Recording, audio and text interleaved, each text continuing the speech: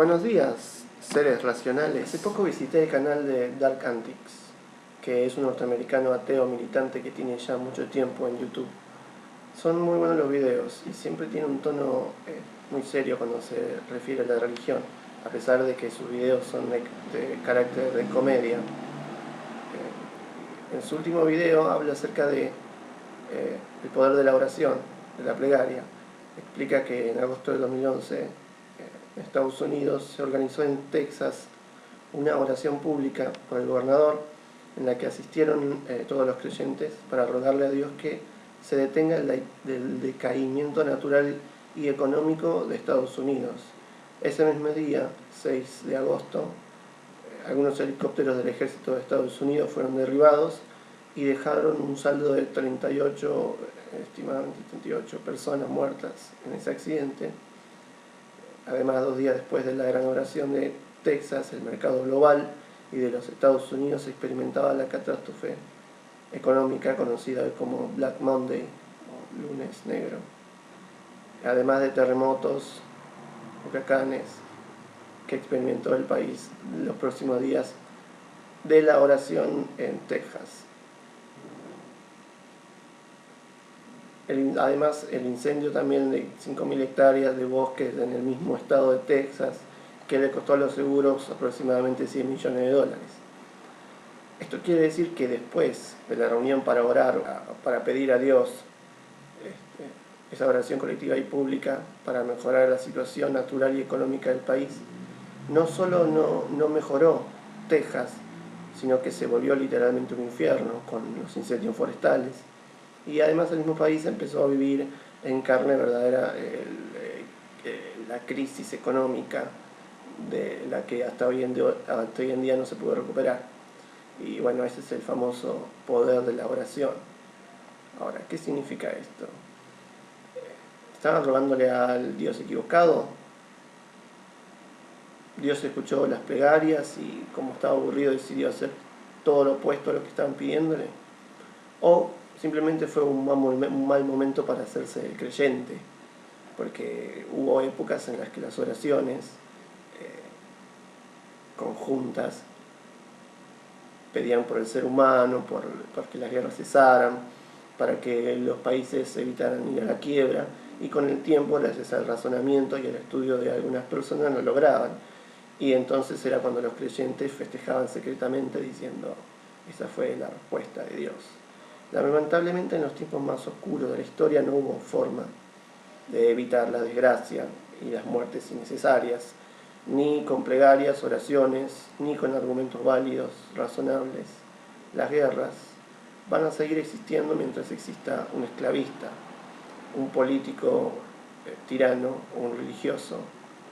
De todas formas, intento ver estas realidades yo personalmente a través de los ojos del creyente.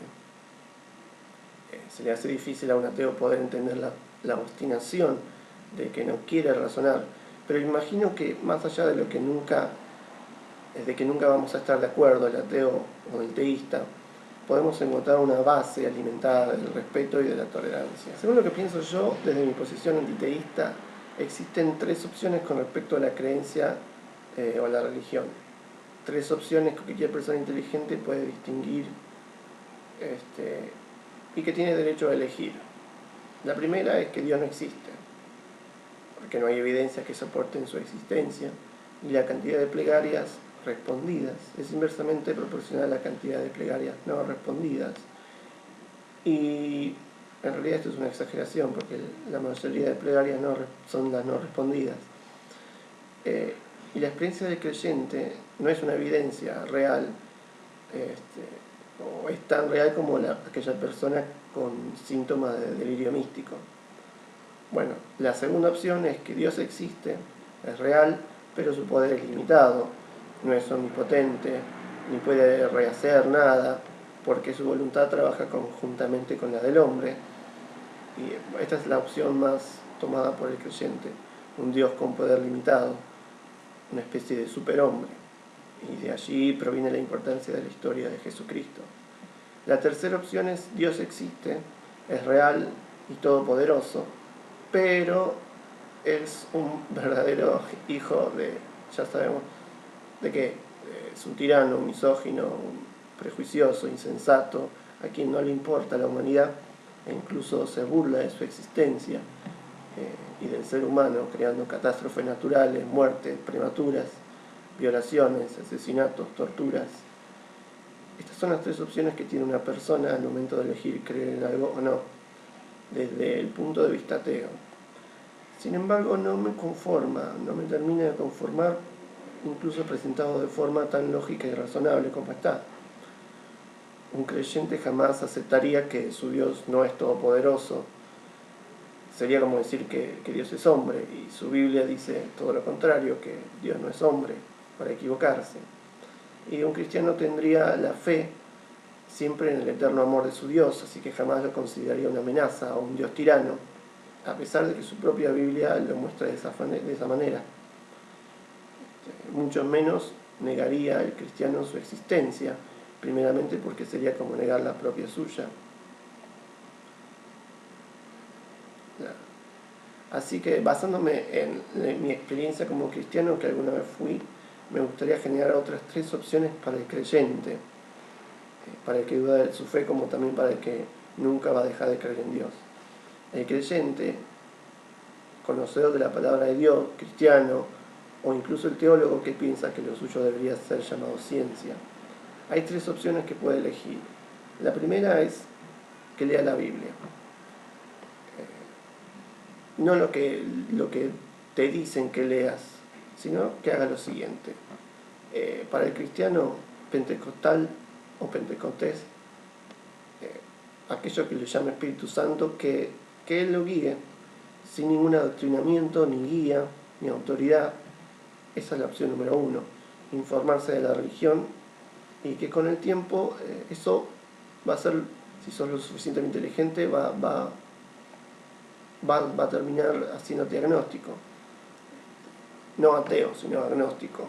Y vas a empezar a dudar incluso de tu propio conocimiento. Es una buena opción. La segunda opción es no leer la Biblia. Que el cristiano no lea la Biblia. Que se deje llevar por las sensaciones. Que no importa el intelecto, la razón. La experiencia con Cristo es lo único que te mantiene unido a ese Dios todopoderoso, así que nadie te quite con razonamiento y análisis tu fe. Y cuando alguien quiere discutir, cerrarse los argumentos y pensar que el mismo diablo habla a través de esa persona. Esa es la segunda opción. Suena bastante desagradable, pero es la que toman la mayoría de los cristianos. Y la tercera es exigir a tu Dios que dé evidencia de su existencia.